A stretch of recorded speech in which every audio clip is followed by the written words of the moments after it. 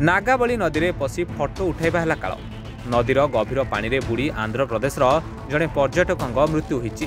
मृतक हेले आंध्र प्रदेश विजयवाड़ा पाड़मेटा गाँवर साई कृष्णा।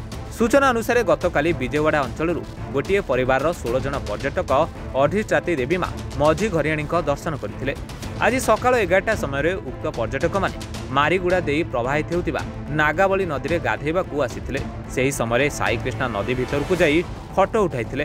हेले नदीर गभीर स्रोतरे सेठारे साई भासी जाइथिले।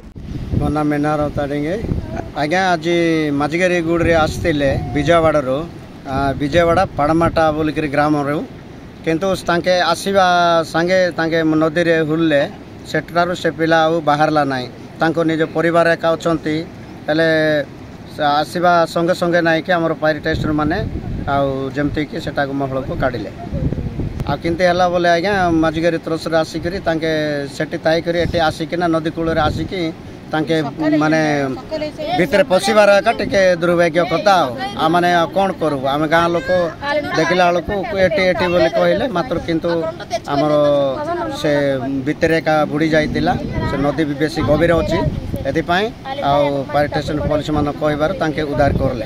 रायगढ़ मनोज कुमार सांको रिपोर्ट टुडे।